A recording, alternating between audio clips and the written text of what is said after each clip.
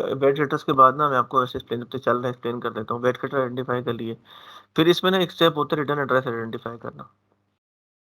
अब आपने ना इसमें हमारा जो पेलोड होता है ना वो पड़ा होता है उसके ऊपर स्टैक पॉइंटर पे पड़ा होता है। तो एक कमांड होती है सिंपली में जंप ईएसपी। तो इसमें ये करते हैं कि अगर जंप ईएसपी का एड्रेस आपको मिल जाए ना, तो आप जो ईआईपी में ना एड्रेस डाल देते हैं उस कमांड का जिसका नाम होता है जंप ईएसपी।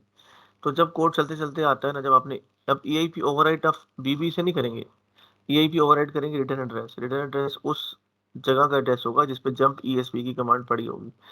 अब जैसे ही उस एड्रेस पे कोड आएगा वो जाएगा command jump ESP. Jump ESP क्या करेगी, उस स्टैक पॉइंटर पे जंप कराएगी। जब ईएसपी में आपका ये सारा पड़ा होगा पेलोड जो अभी आप बनाएंगे। अभी ये तो बैटरी टेस्ट करें ना, इसके बाद हम इधर पेलोड रखेंगे। तो ये इसमें एक साइंस है जो आपने समझनी है कि रिटर्न एड्रेस वाली, या तो रिटर्न एड्रेस ईआईपी में अब आपने वो एड्रेस डालना है जिस एड्रेस के ऊपर जंप ईएसपी की कमांड पड़ी है, ताकि वो जब कोड चले ईआईपी पे पूछे ईआईपी में एड्रेस पे जाएगा। मैं जंप ईएसपी होगी, जंप ईएसपी जब जाएगा जंप ईएसपी चलाएगा, जब ईएसपी चलाएगा तो स्टैक पॉइंटर पे शिफ्ट हो जाएगा और स्टैक पॉइंटर पे हमारा पूरा बफर पड़ा होता है। तो हमारा अभी हम बैट हेडर भेज रहे हैं, फिर हम पेलोड भेजेंगे, और जब पेलोड भेजेंगे तो फिर पेलोड उसके ऊपर पूरा चलेगा, और जो है ना पेलोड उसके ऊपर एग्जीक्यूट होकर आपको सेशन मिल जाएगा। तो ये इसकी ना अगली फर्दर स्टेजेस है। तो मतलब अगर मैं इसको जब तक रिटर्न, एक सवाल है कि रिटर्न एड्रेस का मतलब आईपी एड्रेस है? नहीं, return address memory address basically memory address है, नॉट आईपी एड्रेस। लेकिन मेमोरी का वो एड्रेस हमें, देखिए एड्रेस तो आपको नजर आ रहे थे बहुत सारे थे, आपने वो एड्रेस रखने हैं जिस एड्रेस जहाँ के पे वो ऊपर एक इंस्ट्रक्शन पड़ी है, उसका नाम है जंप ईएसपी। Jump ESP. ठीक है, जंप ईएसपी क्यों? क्योंकि आपने जब ईआईपी में वो एक एड्रेस रख दिया जिसपे जंप ईएसपी पड़ी है, तो आपको तो ईआईपी से कोड फ्लो होता है। तो ईआईपी पे आया, इस एड्रेस पे चला गया, एड्रेस पे क्या कमांड थी, जंप ईएसपी। जंप ईएसपी पे वो कमांड एग्जीक्यूट हुई, वो स्टैक पॉइंटर पे जंप हो गया, स्टैक पॉइंटर पे आपका सारा पेलोड पड़ा है। तो वो पेलोड पे इसको फिर एग्जीक्यूट करना शुरू हो जाएगा। इसमें आपने लिखा होगा रिवर्स सेशन, बाइंड सेशन, जो भी लिखा होगा वो आपका एग्जीक्यूट हो जाएगा। तो ये बेसिकली ना इसका है वो तो अगर हम इसको समराइज करें ना, अभी हम अगला स्टेप पीओसी कर लेते हैं। बफर ओवरफ्लो में पहला स्टेप होता है फजिंग का। ठीक है ना, ये सही नाम दिया था माजिद ने, ये फजिंग किसको बोलते हैं। फजिंग क्या करना है, आपने इसको मोस्टली वैल्यूज देने क्रैश। फजिंग हो जाएगी तो आपको वैलिडेट हो जाएगा पीओएफ है या नहीं, पीओएफ यस और नो। अगर तो उसमें है तो फिर अगली सीरीज खोलेंगे, फिर आप ये देखेंगे कि आपकी ये कोशिश होगी कि मैं एग्जैक्ट ऑफसेट आइडेंटिफाई करूं जिसके ऊपर मेरा ईआईपी ओवरराइट हो रहा है। तो उसका ये सिंपल सा प्रोसेस है, आपने रैंडम वैल्यू जनरेट करनी है, और उसको आपने जो वैल्यू आएगी ईआईपी की उसमें डाल के चेक करें, आपको ऑफसेट आ जाएगा। बहुत आसान सा प्रोसेस, एक दो दफ़ा करेंगे आपको समझ आ जाएगा। ठीक है, और ये वो बेसिकली वो है रैंडम रजिस्टर, बजाय ए है कि आप ये भेज देंगे। तो इन ये 3 दफ़ा जब एक्सप्लॉइट आप चलाएंगे ना, तो इसके साथ चलाएंगे तो आपको एग्जैक्ट ऑफसेट मिल जाएगा। फिर ये स्टेज आ जाएगी कि आप ए भेजेंगे, पहले था ना 3025, अब आपने ए भेजने हैं एक खास के ऊपर, फिर बी आपने चेक करना है, बी भेजने हैं 4 दफ़ा, और सी भेजना है जितनी बड़ी दफ़ा भेज लें। फिर आप देखेंगे कि आपको ईआईपी में ना बी नज़र आएगा।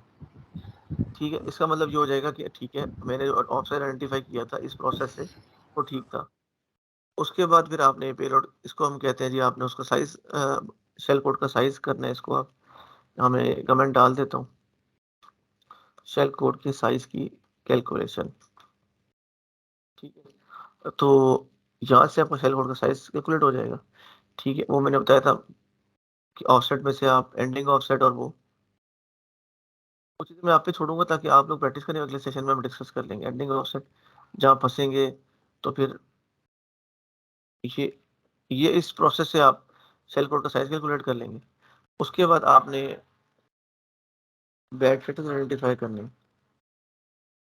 बफर आपको मैंने डॉक्यूमेंटेशन में पढ़ा है वो उठा लें बस, और ये करें और वन बाय वन उसको नोट करते जाएं।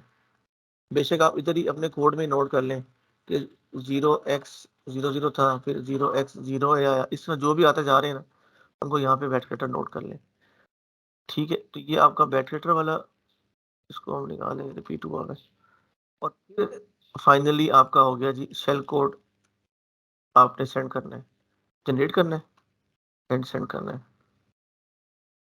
जनरेट आपका ये मैंने कमांड लिखी हुई थी, ये आपका इससे जनरेट हो जाएगा। ये हम इस कमेंट में डाल देते हैं, ठीक है। और ये आपका उसके बाद जो पेलोड जनरेट हो जाएगा वो आप यहाँ पे कॉपी करेंगे, इस पेलोड के वेरिएबल में डाल देंगे और सिंपल ये कमांड भेजेंगे 2006।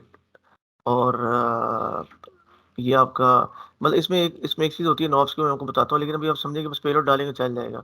और रिटर्न एड्रेस आपने डालना है, जो मैंने आपको तरीका बता दिया रिटर्न एड्रेस कैलकुलेट कैसे करना है। तो इससे बेशक आप यहाँ पे ये स्टेप लिख सकते हैं कि रिटर्न एड्रेस कैलकुलेट कैसे करते हैं।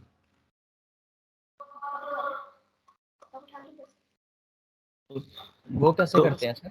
वो मैं आपको बताता हूँ, ये मैंने अभी आपको ये प्रोसेस अभी नहीं बताया, लेकिन मैं आपको एक ओवरऑल, जब तक वो मशीन चल रही थी मैंने कहा ओवरऑल एक रिवीजन देता हूँ सारी। जी जी ये ठीक है आपका सर। बफर हो, मतलब ये आपने इधर तो प्रैक्टिस करेंगे, मशीन सेटअप करें आराम से, और बस आपकी प्रैक्टिस हो जाएगी इसके ऊपर। तो ये इतना मुश्किल नहीं है, ये मेरे जुमले आपने याद, ये उतना मुश्किल नहीं है अगर कोई आपको अननेसेसरी सवाल बता दे, बफर ओवरफ्लो इतना मुश्किल नहीं है। और अगर कोई आपको अननेसेसरी सवाल ना बताए तो बफर ओवरफ्लो से मुश्किल कोई चीज़ नहीं है, क्योंकि आप इतने सवालों में पड़ जाएंगे, उनके जवाबों में पड़ जाएंगे, वो ज़रूरी नहीं होंगे। तो ये वही वाला पॉइंट है ताहिर भाई, माजिद भाई, आप लोगों के साथ मैं शुरू से कहता था ये टॉपिक पढ़ेंगे आपके जहन में सवाल आएंगे। अब किस सवाल के पीछे चलना है, किसके पीछे नहीं चलना, ये आप डिसाइड नहीं कर सकते इस स्टेज के ऊपर। तो होगा क्या, टाइम ज़ाया। ठीक है, आप ओएस जिस तरह मैं आपको हमारे ऑफिस में थे, वो लड़का वो एससीपी कर रहा था, एक्सएसएस पढ़ रहा था, तो वो मैंने दिन किया, मैंने क्या करूँ, कह रहा डॉम एक्सएसएस पढ़ रहा हूँ। डॉम एक्सएसएस तो आती ही नहीं है। तो वही एक्सेस उसके ज़हन में है, उसका टाइप ज़हन में है, उसने कहा डॉम भी टाइप होती है, तो इसको भी स्टडी कर लेते हैं। तो स्टडी के बाद क्या कुछ वो कर रहा था, अपने उसने कई दिन ज़ाया कर दिए। तो बफर ओवरफ्लो आसान है, अगर आपको कोई बंदा आपको जो ज़हन में आने वाले क्वेश्चंस को दूसरी कैटेगरी में डाल दे कि यार इस सवाल को आप सब्र कर लें अगले ओएसईडी के लिए, ठीक है। तो उन तो इसको रट्टा लगा लें विकास भाई। देखिए ये मतलब ये इसको आप इसमें इनका ये है कि आपको एक प्रोसेस करना आना चाहिए, फजिंग करनी आनी चाहिए, उसके बाद क्रैश कैसे हो रहा है डिबगर चलाना आना चाहिए, अटैच करना आना चाहिए, और ये बैड कटर्स कैसे निकालते हैं, ये इतना ही है इसके अंदर है, ठीक है।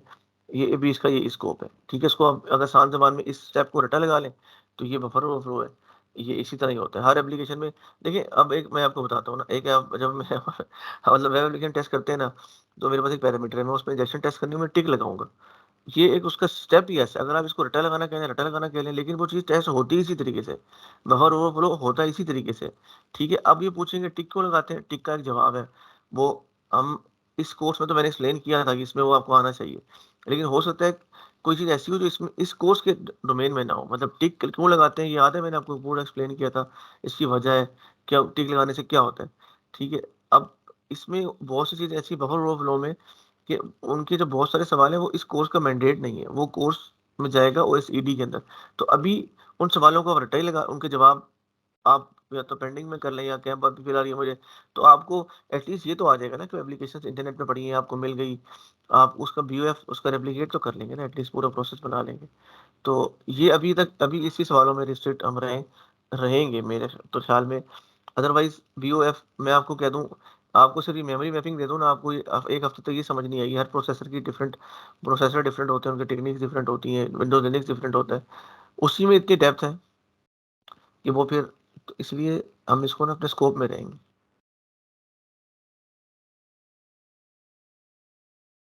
तो ये आप अभी ना, अभी आपको मैं ये कहूंगा कि इस सेशन से ना आप देखें इसको प्रैक्टिस करना, कोई इसमें आपको ना वीएम ना वो चाहिए, आपको कोई हैक द बॉक्स चाहिए ना वो चाहिए, एक एक्सपी की वीएम। एक सवाल है, जी जी सॉरी, वो ये कि इसमें बीओएफ में दो होते हैं ना, मतलब एक लिनक्स एनवायरनमेंट में एक विंडोज में। अच्छा, जी जी ऐसे ही है, बिल्कुल सही कह रहे हैं, विंडोज ऐसे ही लिनक्स है ना? दोनों एनवायरनमेंट, जी जी ऐसे तो ही है। अभी जो हम कर रहे हैं वो चूंकि विंडोज एक्सपी, तो ये विंडोज एनवायरनमेंट में है, इसको हम ये कहेंगे। जी जी विंडोज एनवायरनमेंट में। ठीक है, तो मतलब लिनक्स अच्छा, में होगा तो फिर डिफरेंट होगा। लिनक्स में डिफरेंट होगा, उसकी प्रोसेस तो ये होगा लेकिन कुछ चीज़ें उसकी डिफरेंट है, उसके मतलब वहाँ उसके कुछ एप्लीकेशन डिफरेंटली बिहेव करेगी, डिफरेंटली दिखाएगी। देखिए लिनक्स लिनक्स जो है ना वो मेमोरी मैपिंग थोड़ी उसकी डिफरेंट है, और लिनक्स की एप्लीकेशन भी वो होती है, उसकी बाइनरी का फॉर्मेट डिफरेंट है, उसका उसमें चीज़ें डिफरेंट है थोड़ी सी, और थोड़ा सा मुश्किल है विंडोज़ के मुकाबले में। तो पेपर में तो कोई भी आ सकता है ना? नहीं, पेपर में ये विंडोज जितना मेरे ये विंडोज़ का ही है। और अभी तो मेरा नहीं ख्याल कि जीरो डे आपसे ऐसे बनवाएंगे, मुझे लगता नहीं है, क्योंकि 25 नंबर फिर इसके बाद 10 नंबर बनते नहीं है इसके फिर। वही चीज़ वो देखे ना, वही चीज़ जो 25 नंबर की थी वही चीज़ 10 नंबर की कैसे कर सकते हैं? इसमें मुझे तो लगता है ना ये आपको स्लाइड पे लैंड करवाएंगे और आपको उनको टेलर करना होगा। मैं भी ना अपनी मशीन रिस्टार्ट किए काली भी, बिकॉज वो इसमें सर ना पर सर वकास, मैंने ग्रुप के ऊपर एक मैसेज किया है जिसके ऊपर ये डिटेल्स हैं इसकी कि अभी ये कितने मार्क्स की आएगी, अगर आप व्हाट्सएप ग्रुप के ऊपर देखें तो। हाँ जी, हाँ जी, मैंने देखा है वो, बिल्कुल। ये लिखा है ना कि आए शायद ना आए। जी जी जी। may not be may or may not be included as a low privilege attack vector. जी, तो वो वही वाली बात है कि ये अगर आएगा भी किसी मशीन में तो आपको इसको एक्सप्लॉइट करने के बाद आपको वो नहीं मिलेगी। ये मशीन आपको फिर एस्केलेट भी करनी पड़ेगी। करनी पड़ेगी सर? नहीं, एस्केलेट नहीं करनी पड़ेगी सर, क्योंकि वो कह रहा है कि अगर आया भी तो as a low privilege attack vector आएगा। तो मतलब ये 10 नंबर की मशीन होगी। 10 नंबर की मशीन होगी, जी सर। अच्छा, फिर हाँ, फिर हाँ, ये सही है। अच्छा, मैं और आपको जहाँ तक जी सर, और जहाँ तक मतलब ऑफसेक वालों की वो है ना, उनकी जो अप्रोच है वो आई डोंट थिंक कि वो इस दफ़ा दें, क्योंकि अब ये काफ़ी हद तक जो मतलब बफर ओवरफ्लो है वो काफ़ी हद तक ऑब्सलीट हो चुका है, क्योंकि आफ्टर ASLR और इन चीज़ों के बाद तो इट इज़ वेरी डिफ़िकल्ट कि आप वो चीज़ें कैलकुलेट कर सकें। रिटर्न मेमोरी एड्रेस तो आप कैलकुलेट ही आप नहीं कर सकते ASLR हाँ, के बाद। हाँ, सही कह रहे हैं वो, ये बात सही है, क्योंकि ये थोड़ा सा ना, लेकिन मतलब ये है ना कि जिसने भी भरो फ्लो सीखना है ना, तो जब भी आप चीज लर्निंग करते हैं तो आप पहले प्रोटेक्शन के बगैर सीखते हैं, फिर प्रोटेक्शन बिल्कुल आके ऐसा, बाईपास करते हैं, बिल्कुल मतलब ऐसा, किसी ने भी बिल्कुल सीखना है नहीं, तो बड़ा उसका इंपॉर्टेंट है यार। लर्निंग करने तो ये आएगा लर्निंग आएगा। बिल्कुल ऐसा ही है, बिल्कुल ऐसा। तो इसके बाद वो ये बात आपकी सही है कि वो बड़े इसमें इश्यूज हैं, ये तो अभी सिंपल सिंपल चल रहा है ना, इसमें हर चीज में आप पा सकते हैं, इसमें शेल कोड की स्पेस नहीं आपके पास हो सकती, फिर आप क्या करेंगे? ठीक है ना, रिटर्न एड्रेस मेरे अभी मैं अभी ये मशीन मेरी रिस्टार्ट हो रही है, मैं आपको बताता हूँ। मैं इस दफ़ा अब जब मैं डेमो बना रहा था तो मैं किधर फंस गया, रिटर्न एड्रेस में आपको एक्सप्लेन करता हूँ। ये रिटर्न एड्रेस आ गया, ये कैलकुलेट कैसे करते हैं, ये ऊपर आ रहा। अच्छा, ये कमांड होती है मोना की कमांड, ये नीचे आपको नजर आ रही है, मोना फाइंड। मैं ऊपर से दिखा देता हूँ आपको। होना। रिटर्न एड्रेस की भी मैं साइज, जब तक उस मशीनें रिस्टार्ट हो रही है, मेरा असल में आईपी चेंज हो गया दोनों मशीनों के, मुझे थोड़ा दोबारा चेंज करना पड़ रहा है। ये मोना ना एक स्क्रिप्ट होता है, ठीक है, पाइथन का। ये इम्यूनिटी डिबगर में आप ड्रॉप कर देते हैं, इस इम्यूनिटी डिबगर में जाके ना py कमांड्स के अंदर, पाइथन कमांड्स में आप मोना नेट से डाउनलोड करके गिटहब से इसमें ड्रॉप कर देते हैं। उसके बाद आप ये मोना की कमांड चला सकते हैं। ठीक हो गया, मोना की कमांड चला लें, मॉड्यूल मोना लगा के मॉड्यूल लिखें, इसमें ये इंटरफेस एक आ गया आपके पास। ठीक हो गया, इसको भी आप भूल जाएं, इसको भी आप भूल जाएं, इसको भी भूल जाएं। अच्छा, जाने के बाद ना बैकएंड पे एक फाइंड की टेक्स्ट क्रिएट होती है, ये कमांड चलाने के बाद, वैसे नहीं होती इस फोल्डर में।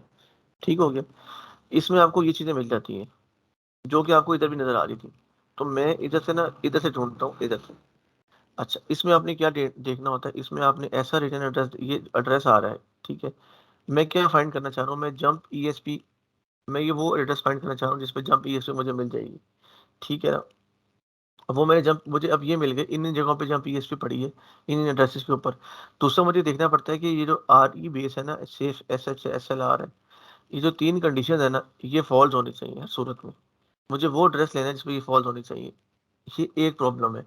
ठीक है, दूसरी प्रॉब्लम ये होती है इसमें कि अगर रिटर्न एड्रेस के अंदर 00 आ रहा है ना आपका, मैंने आपको बताया 00 जो होता है ना वो प्रॉब्लम करता है, और बल्कि मजे की बात ये है कि ये ताहिर भाई ने सवाल भी किया था, मुझे अभी उसका जवाब भी आ गया।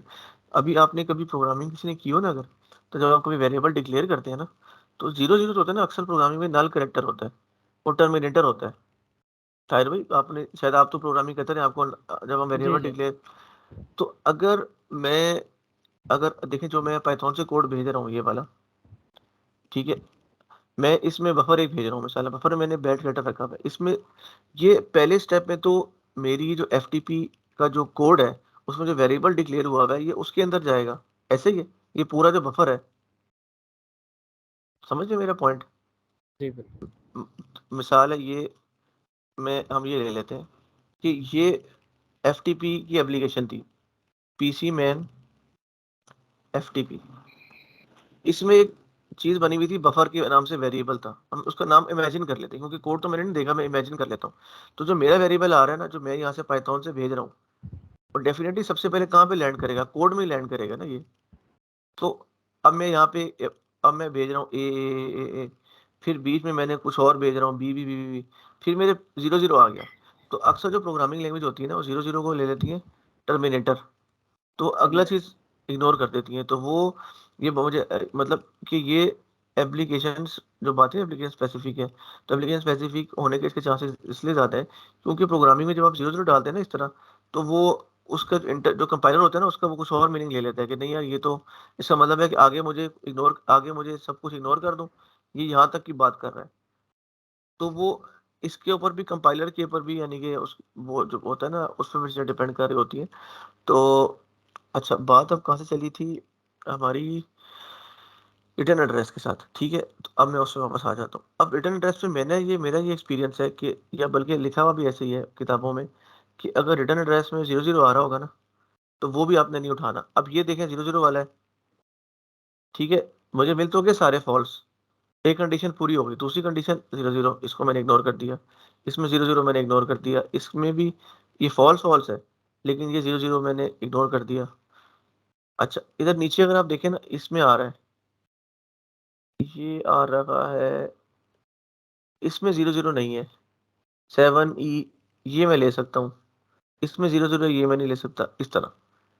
तो रिटर्न एड्रेस में ना आपने ये चीज़ें देख, रिटर्न एड्रेस कैलकुलेट करने का तरीका समझ आ गया आपको? मोना आपने डाउनलोड करना है, मैं दोबारा रिपीट करता हूँ, गिटहब से, ये देखिए, इसको आपने इन्वेंटरी डिबगर की इस फोल्डर में ड्रॉप कर देना है। उसके बाद ये कमांड आप चला सकते हैं, मोना मॉड्यूल चला लें, या Mona find minus S x, ये वाली कमांड चला लें। इसकी जंप पीएचपी की कमांड है, ये फाइंड कर रहा है, इसको बेशक इसको इग्नोर कर दें, इस इंटरफेस को। ये फाइंड खोलें और इसमें से आइडेंटिफाई कर लें, ट्रेस कर लें कि ये तीनों किस में फॉल्स हैं और किसका जो एड्रेस है उसमें 0 0 नहीं आ रहा। ठीक हो गया। अच्छा, एक तरीका इसमें ये भी हो सकता है, दूसरा तरीका ये भी हो सकता है कि, ये फाइंड जो है सर, ये मोना की आउटपुट है? हाँ जी, ये मोना की आउटपुट ठीक है। ठीक। ये जब आप मतलब आप डिलीट कर दो ना ये फाइल, दोबारा मोना चलाओ, फिर बन जाएगी। ठीक हो गया। अब मैं जरा इसको लॉग इन कर लूँ।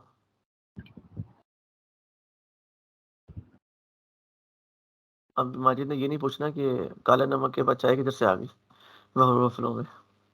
सर कि ये मैंने कहा कि पूछना बनता है, लेकिन मैंने कहा कि ताहिर भाई माइंड ना कर ये सवाल आउट ऑफ स्कोप हो गया, आउट ऑफ स्कोप। दें सर। अच्छा, ये ताहिर अब भाई जो आप पूछ रहे थे ना कि बैड कैरेक्टर्स के बारे में, जी ये बेसिकली होता ये है कि it varies application to application, कि कौन सी एप्लीकेशन है ये वेरी करता है, प्लस प्रोग्रामिंग लैंग्वेज कौन सी यूज हुई है, उसके अंदर लाइब्रेरी कौन सी यूज हुई है, फिर लाइब्रेरी का कौन सा फंक्शन यूज हुआ हुआ है, एंड देन प्रोटोकॉल कौन सा यूज हुआ हुआ है। लेट से कोई आप एग्जांपल ले लेते हैं, एक प्रोटोकॉल है, उसके अंदर एक पर्टिकुलर कैरेक्टर का मीनिंग, एक खास मीनिंग है, राइट। अगर वो आप अपने एक्सप्लॉइट के अंदर अगर वो कैरेक्टर आ जाता है, तो वो पर्टिकुलर प्रोटोकॉल या प्रोग्रामिंग लैंग्वेज या फंक्शन तो उसे वैसे ट्रीट करेगी जिस तरह बैकस्लैश आर है या एन है, ये लाइन टर्मिनेटर के तौर पे प्रोग्रामिंग लैंग्वेज में यूज होते हैं। ठीक है, इसी तरह 0 0 नल कैरेक्टर है। इसी तरह अगर आप प्रोटोकॉल देखें, एफटीपी में भी कोई कैरेक्टर जो उसको हम ट्रांसलेट करते हैं, वो FTP प्रोटोकॉल के अंदर उसकी कोई और मीनिंग हो, HTTP में उसकी पर्टिकुलर करेक्टर की कोई और मीनिंग हो। तो इंस्टेड के जो होते हैं ना पेन टेस्टर्स होते हैं या जो ये एक्सप्लॉइट डेवलपमेंट करते हैं, अब वो दुनिया की तमाम प्रोग्रामिंग लैंग्वेजेस या जो एप्लीकेशंस बनी हुई हैं या जो प्रोटोकॉल्स हैं या जो फंक्शंस यूज हो रहे हैं या APIs हैं, उन तमाम के बैड कैरेक्टर्स वो they can not identify, right. तो व्हाट दे डू कि वो बैड कैरेक्टर की जो पूरी कैरेक्टर सेट होता है स्टार्टिंग फ्रॉम 01 टिल FF, ठीक है, वो तमाम कैरेक्टर सेट पकड़ते हैं और उस कैरेक्टर सेट को अपने प्रोसेस में डालते हैं। अब वो जो एप्लीकेशन है वो एक पर्टिकुलर लेट से जो हमारी ये जो एग्जांपल जिस पे हम टेस्ट कर रहे हैं ये FTP है, तो वो FTP के केस में चेक कर लेगा कि यार FTP प्रोटोकॉल के अंदर कौन कौन सा कैरेक्टर है जो मसला करता है, या जो FTP का जो प्रोटोकॉल है ये अंडरलाइन ये जो एप्लीकेशन है ये कौन सी प्रोग्रामिंग लैंग्वेज में बनी है, लेट्स से जावा में बनी है, सी में बनी है, C++ में बनी है, उसमें एक फंक्शनैलिटी को अचीव करने के लिए डिफरेंट मेथड यूज होते हैं, कौन सा मेथड कौन सी लाइब्रेरी हुई है उसके साथ किसी के साथ क्लैश तो नहीं आ रहा। तो अब होता क्या है, अब जब आप चेक कर लेते हैं ना तो सारों के याद रखना और लिस्ट मेंटेन करना इज वेरी डिफिकल्ट। तो this is a very easy technique कि आप पूरा कैरेक्टर सेट पकड़ें और आप उसको जो अपना ESP की स्पेस है उसके अंदर एक दफ़ा इंजेक्ट कर दें और देखें कि फर्स्ट बैड कैरेक्टर कहाँ पे है, उसको रिमूव करें। देन बाकी है जो आपके पास एक सबसेट बच जाता है बैड कैरेक्टर्स का, उसको इंजेक्ट करें और ये प्रोसेस आइटरेटिव प्रोसेस तब तक करें जब तक तमाम बैड कैरेक्टर्स रिमूव हो जाएं। और जब तमाम बैड कैरेक्टर्स रिमूव हो जाएं और वो जो रिमूव्ड वाले बैड कैरेक्टर्स हैं जो आपने आइडेंटिफाई कर लिए हैं उनको आप यूज़ करेंगे वाइल जनरेटिंग पेलोड, जो मेटास्प्लॉइट का मॉड्यूल है MSF Venom जो कि पेलोड जनरेट करता है। तो आप उसको बता देंगे कि भाई जो आप पेलोड जनरेट करोगे ना उसमें इन कैरेक्टर्स का ख्याल रखना, ये कैरेक्टर्स उस पर्टिकुलर पेलोड में ना आए। जब वो उसमें नहीं आएंगे, पेलोड में वो कैरेक्टर नहीं आएंगे, तो आप वो वाला पेलोड उठाएंगे और बफर में इंजेक्ट कर देंगे जो कि ESP की स्पेस पे चला जाएगा और आप जंप की इंस्ट्रक्शन जब सेट कर देंगे तो आपका EIP जो है बेसिकली वो वो शेल कोड उस लोकेशन पे जाएगा जो कि रिटर्न एड्रेस की हम आइडेंटिफाई कैलकुलेट करेंगे। नहीं, जो शेल कोड जाएगा वो जाएगा ESP की जगह पे, राइट। जी जी, और वही ESP के जो रिटर्न एड्रेस जो वहाँ पे जो अब कैलकुलेट हम करेंगे उस पे जाएगा ना। बिल्कुल भी नहीं। बेसिकली इधर जाएगा। हम कैलकुलेट करते हैं EIP, ठीक है। ठीक है। EIP कैलकुलेट करने अब हमें पता लग गया कि यार ये बफर में अगर हम यहाँ कुछ चेंज करेंगे ना तो हमारा EIP सेट हो जाएगा। जब हम वो जगह तलाश लेते हैं ना देन फिर हम एक जंप की इंस्ट्रक्शन ढूंढते हैं, जंप का jump address, ESP। Jump ESP। तो हम अपने EIP के अंदर जंप जो ESP का एड्रेस है वो एड्रेस लिखते हैं, ठीक है। मेमोरी एड्रेस लिखते हैं, राइट। अब जब हम EIP के अंदर मेमोरी एड्रेस आ गया जंप ESP के, तो हमारा जब बफर का जो हमारा इनिशियल फिलर है वो एग्जीक्यूट होने के बाद जब EIP पे आएगा ना तो वो इंस्ट्रक्शन लिखी होगी जंप टू ESP। अब जब वो जंप करके ESP पे आएगा ना तो ESP पे आगे हमारा पेलोड लिखा होगा, हमारे पेलोड का फर्स्ट कैरेक्टर होगा, तो हमारा पेलोड एग्जीक्यूट होना शुरू हो जाएगा। बिल्कुल ठीक हो। और जब वो हम MSF Venom से एग्जीक्यूट करते हैं तो वो मोस्टली हम रिवर्स शेल ले लेते हैं। जब रिवर्स शेल हमारे पास आ जाता है तो वो हम फिर सिस्टम जो है उसको नेटकैट के थ्रू या किसी भी यूटिलिटी के थ्रू, सूकैट है या any other utility, even Metasploit के थ्रू वो हमारे पास शेल आ जाता है और इसको फिर आगे प्रिविलेज एस्केलेट करने की जरूरत नहीं पड़ती। ये यहीं तक ये क्योंकि 10 सिनेरियो नंबर है। रुका है। और नहीं, जब ये 25 का था तब भी यहीं तक ही था, हाँ, तब रूट एज ए रूट ही चलती होगी। तब एप्लीकेशन एज अ रूट होती थी और आपको जो है ना रूट का फ्लैग मिल जाता था, लेकिन प्रिविलेज एस्केलेशन तब भी नहीं थी। हाँ, तब भी नहीं थी। तो अब उन्होंने अपना जो है रुझान, जो मैंने डिटेल्स जो हैं वो मैंने व्हाट्सएप का जो ग्रुप है उसके अंदर शेयर कर दी हैं। दो मजीद पिक्चर्स मैंने शेयर की हैं जो फेंसर की वेबसाइट से ली गई हैं, जिसमें बताया कि एग्जाम में या जो उनके कोर्स में एडिशनल चेंजेस क्या है और पर्टिकुलर उनकी अब जो राय है बफर ओवरफ्लो के बारे में वो क्या है। तो अब वो बिल्कुल ज्यादा फोकस कर रहे हैं AD की तरफ। एडी की तरह। तो मजीद आपका कोई क्वेश्चन है तो I am here to answer नहीं, बेहतरीन हो गया सर। अच्छे इसने दो दो तीन पॉइंट रेस कर दिए हमारी भी ना, ये मैंने लिख भी लिए आगे हम किसी पेंडोरा बॉक्स खोल दिया सर। दोनों बॉक्स खोल दिया, लेकिन पॉइंट अच्छा था। नहीं ये अच्छा था। ये ताहिर भी अगर देखें, मिसाल है कि एक कोई लैंग्वेज है, इस आपने इसमें वेरिएबल डिक्लेयर किया डाटा का, अगर आप 1 2 3 देते हैं, 1 2 3 इनपुट यूजर कोई भी दे सकता है, अगर वो इस तरह दे देता है 0x बी इनपुट, या इस तरह की दे देता है इनपुट, सही है, जिस तरह वेब एप्लीकेशन में भी आप इनपुट कोई भी दे सकते हैं, तो इन तीनों के ऊपर ना हो सकता है कि डिफरेंट एप्लीकेशन का डिफरेंट बिहेवियर हो। कोई पाइथन की एप्लीकेशन है, वो इसमें कुछ और बिहेव कर दे, सी की कुछ और बिहेव कर दे, तो ये वो इसके ऊपर उनके इस वैल्यू पे उनका कंपाइलर क्या रिस्पॉन्ड करे, ये हर किसी का डिफरेंट हो सकता है। तो वही वाली बात है कि ये फिर बहुत बड़ा एक सबसेट है, मतलब इसको अगर हम इस रिसर्च में पढ़ेंगे कौन सी एप्लीकेशन में कि वो भी की जा सकती है, लेकिन सबसे आसान तरीका ये है कि ब्लैक बॉक्स पे आए, आप सारे कैरेक्टर ट्राई करें, बैड है वो निकाल दें। लेकिन ये शेप ऐसे बनती है इनपुट की, मतलब प्रोग्राम के लिए ऐसी ऐसी इनपुट्स आ रही हैं।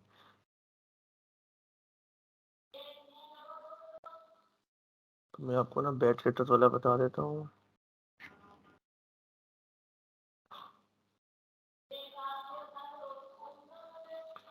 अच्छा, ये जैसे देख लेते हैं ये पहला बफर आया, इसमें आप देखें 0 1 2 3 4 5 6 7 8 9 एक 0A पे प्रॉब्लम आ रही है, ठीक है।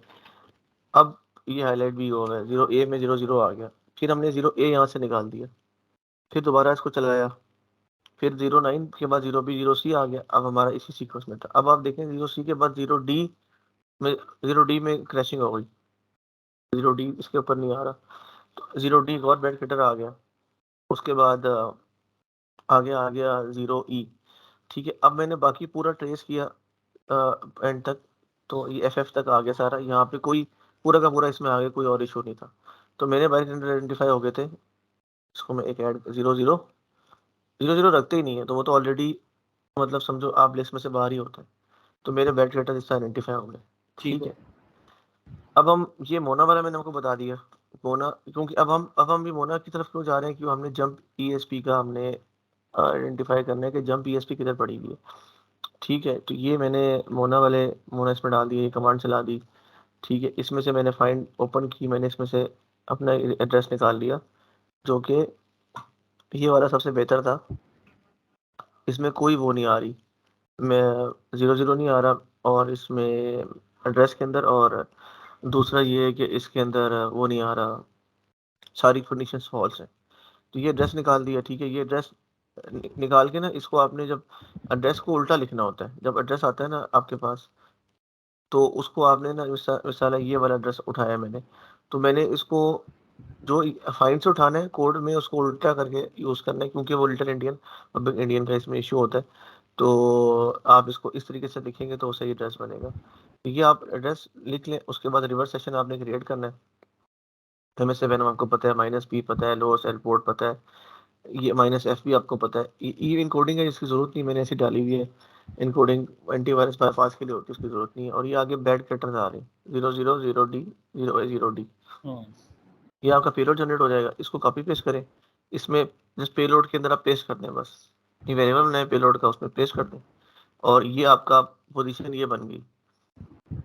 ये बफर, ये तो 2 दफा गलती से लिखा गया, ये 2006 आ गया, फिर ये अब तो यहाँ पे जो एड्रेस आ रहा है ना, आ गया, ये वो अब एड्रेस देखिए, आ गया। ये मैंने इसमें एक चीज़ शो की आप लोगों के लिए, इसमें गलती है। देखिए, मैंने एड्रेस में 0 0 वाला उठाया हुआ है, उसमें 0 0 आ रहा है, मैंने पेलोड भी डाल दिया, और जब मैंने इसको चलाया ना, तो मेरे पास कोई सेशन नहीं आया, मल्टी हैंडलर के ऊपर कोई सेशन नहीं आया। तो फिर मैंने इसमें काफ़ी सारे एक्सपेरिमेंट किए, सर दैट इज और बिकॉज ऑफ कि जो आपने जंप ESP की कमांड चूज की है from the results of Mona, वो कोई जी, अप्रोप्रिएट नहीं। यही वजह है उसकी, वो 0 0 वाली मैंने चूज़ की थी। असल में मैं चाह रहा था आपको गलतियाँ दिखा दूँ, क्योंकि गलती एक रियल POC कराने में ना इतना फ़ायदा नहीं, इतना गलतियाँ दिखाने में फ़ायदा है कि ये भी गलती की, ये